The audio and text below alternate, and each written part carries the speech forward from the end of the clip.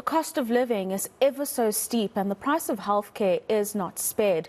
The Netcare group has noted a trend of people looking to get medical aid for the first time, seeking options that are cheaper and restricted in its offering.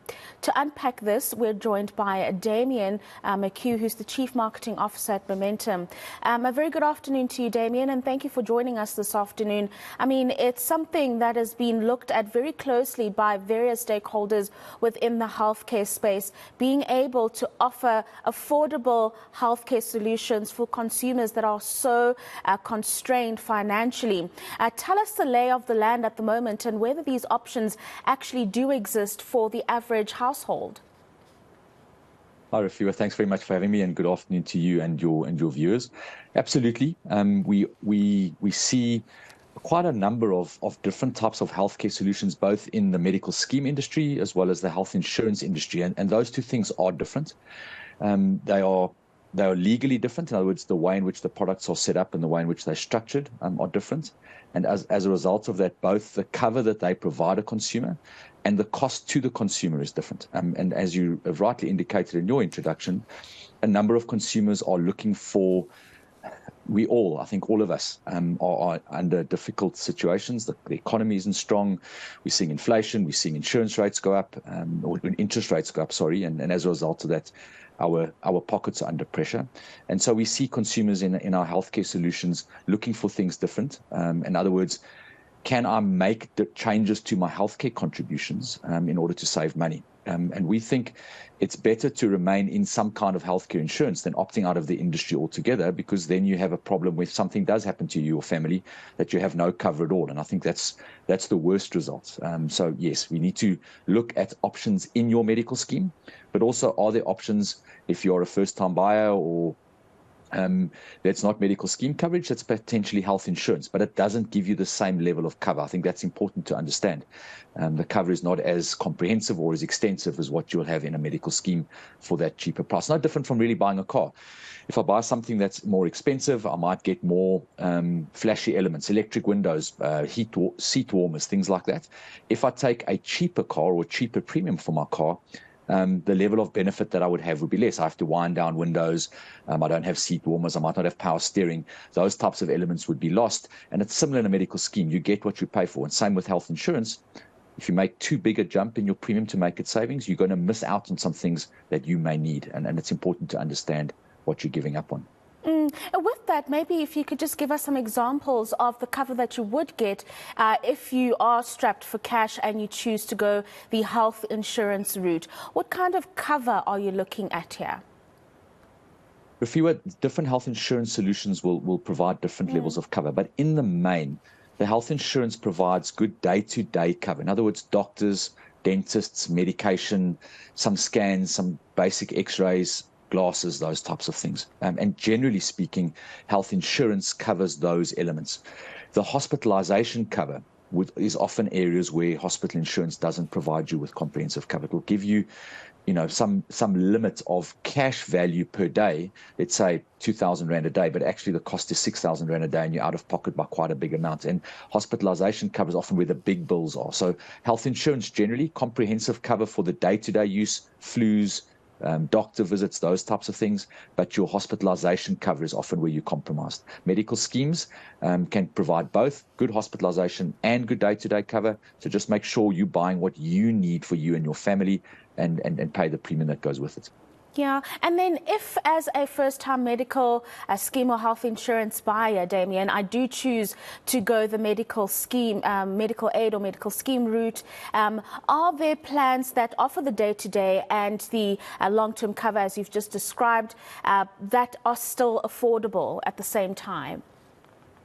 Absolutely. I think as an example, what we've done in our organization is try to provide that day-to-day cover for you for free.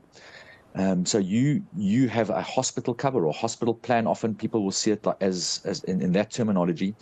You purchase that and you buy savings accounts, or you have other day-to-day elements that go with it, depending on the type of scheme. What we've done is with our hospital plan, you actually earn your savings for free. So the healthier you are, the more perhaps active you are, the more healthy you are. So we're also looking at mental well-being and rewarding mental well-being. You earn money, real rands that gets paid into your savings account for free. So in our scheme, you can pay what you pay for other medical schemes, hospital plans, but actually earn your day-to-day covers for free. So each scheme has different ways of doing it. Some schemes don't provide savings accounts. They provide set, if I can call them, limits per category. So you might get 5 doctor visits and 1,000 rand of medication. And I'm just using examples here, just different types of numbers. So each scheme has its different way. We call those traditional plans versus savings account plans. And you need to pick the thing that makes sense for you. First-time buyers particularly don't always understand savings account products. In other words, I get this money that I need to control over the whole year. And it's important that they understand that money is for everything in their day-to-day use. So you often find medical schemes, hospital cover very good, insurance products often find day-to-day covers very good. And then you need to make sure that you buy the right components that protect you for those other elements that you may require. Some healthcare providers who do insurance and medical scheme cover allow you to buy the hospital plan of the medical scheme and the insurance cover of the insurance provision. And that's quite unique, but that does exist in some cases. So almost you belong to 2 different types of products that you then put together to give you a better all-round cover. So that's even possible in some cases. And then just a final thought from you, Damian. We have to touch on this. Government pushing through the National Health Insurance Bill. Of course, it's been met with mixed reactions, with some stakeholders wanting to take the bill as it is or in its current form to court. As Momentum, what is your view on the National Health Insurance, and how does it affect private healthcare providers like medical aid schemes or health insurance businesses that currently operate in the country? Look, I think national health insurance is critical for South Africa's healthcare sector. I think we mustn't even think about arguing about that. Medical schemes and health insurance solutions in South Africa are only covering about 10 million of our almost 60 million population. So there's a lot of people in South Africa that are uncovered. So it's needed, and we need to work together to make sure that it works for the benefit of all South Africans. The current format of the NHI and the bill that it's worded, it would be pretty negative for current private health medical schemes as we know them. And for us, we think that's a bit of a worry. We need both of the sectors to work together for healthcare in South Africa to be efficient and working well together.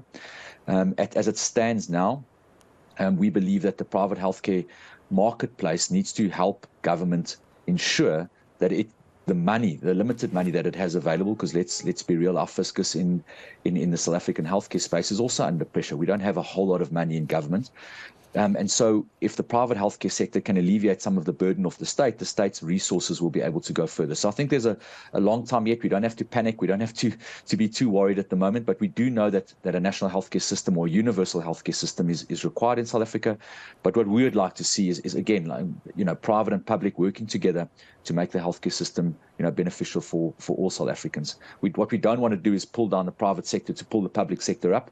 And similarly, what we don't want to do is create challenges in the public sector when we launch a universal healthcare system. We want it to be trusted. We want it to work well.